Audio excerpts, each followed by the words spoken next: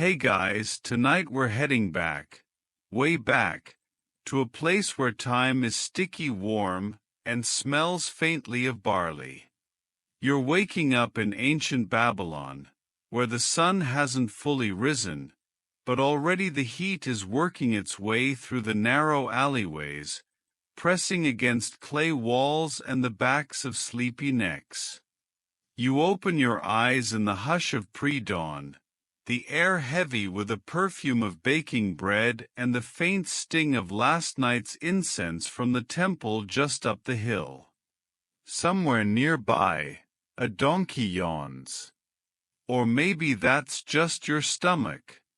You're not a royal scribe or a priest, don't worry. That would be far too dramatic.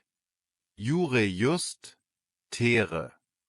A pair of quiet feet, a set of sleepy eyes, an innocent nose following the trail of hot bread through Babylon's waking streets. The city hums in muted brown and gold, like someone brushed everything with cinnamon. You can almost taste the dust, but it's not unpleasant, just ever-present. Some wäre abofe. Se mich die Zigurat wedges over juvis a stern gase, casting a long blue-grey shadow down across the rooftops. And beneath that shadow, this city is already on the move. So, before you get comfortable, take a moment to like the video and subscribe, but only if you genuinely enjoy what I do here. Let me know in the comments where you're listening from and what time it is there. Are you in a big city too? Or somewhere with less barley and more air conditioning? Now dim the lights, maybe turn on a fan for that soft background hum, and let's ease into tonight's journey together. Jure walking. Not fast, not slow. Just a gentle trutsche over bucket mudbrick roads still cool from the night. To your left, a boy, maybe 12, is pulling open a wooden hatch in the wall of a bakery. He grunts softly, scratches his elbow, and disappears inside, the hatch clicking shut behind him. You keep walking. This neighborhood smells like yeast, like heat and ash and old barley sacks. The buildings are low, flat-roofed, and the doorways are all too small for modern height expectations. No one planned this part of the city. It sort of grew like mold in every direction, and somehow the bakers ended up here. Probably because smoke bothers everyone else. Someone whistles, 2 notes. A call, a code, a morning RHYTHM. You pass another open doorway and glance inside. 2 women with flower-streaked arms are kneading dough against a table worn smooth by thousands of mornings just like this one. Here's your first historical nugget. Babylon, nestled in ancient Mesopotamia, had what we might call a full-fledged bakery district. Bread wasn't just food, it was currency, tribute, religion, punishment, and pleasure, all flattened into a single crust.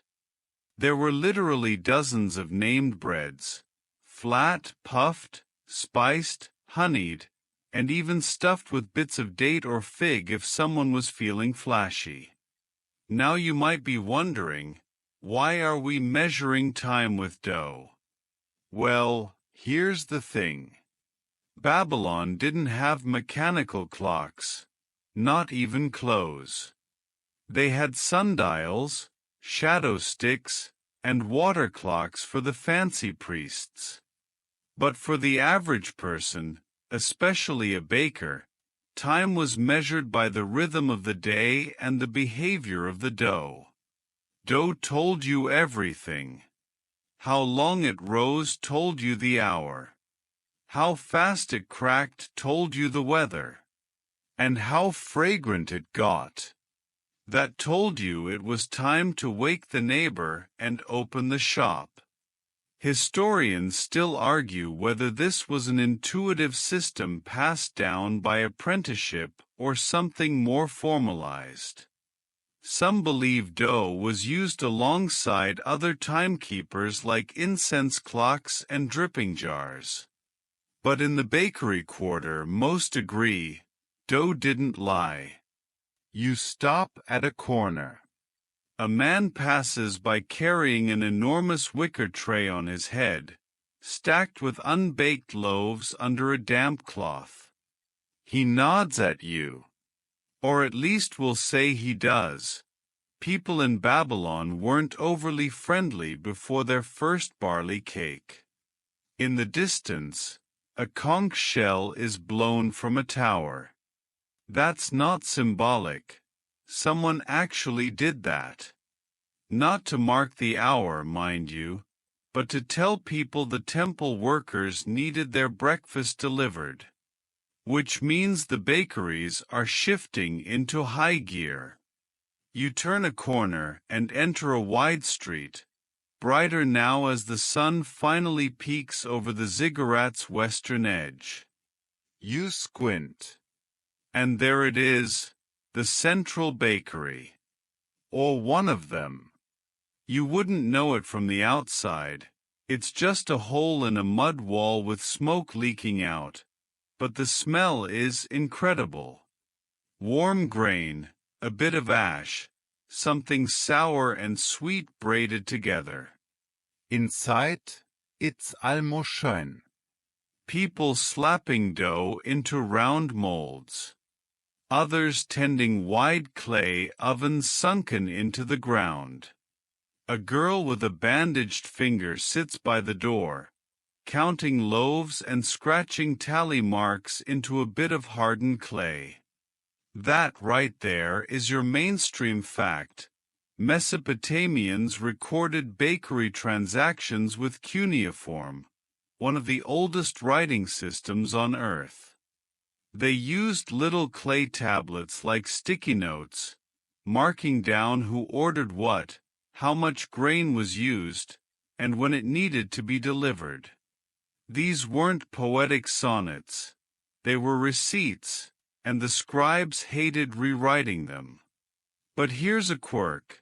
Some bakers weren't literate, and so they'd measure the baking process not in words, but by feel, by smell, and by how dough responded to temperature. One theory suggests bakers knew it was the third hour, when the barley-wheat mix hit a certain texture under the heel of the palm. Sort of like it's time when your cat jumps on the table every day at 6 p.m. Just, bei dir. You step aside as someone rushes past with a steaming tray. It's early, but sweat already beads on foreheads.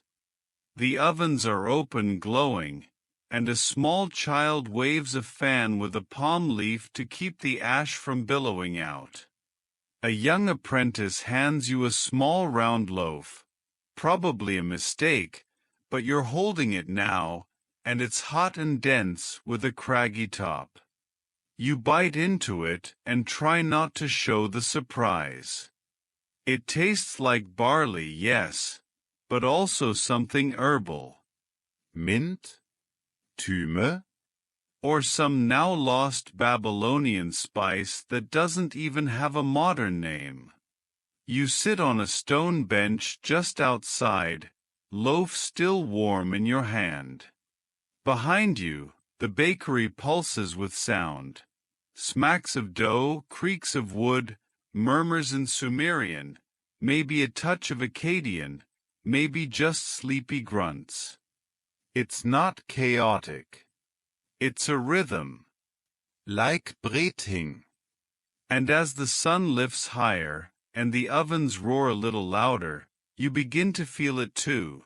The dough rising, the city waking, time stretching forward not in minutes or hours, but in crust, crumb, and the soft thump of kneading fists.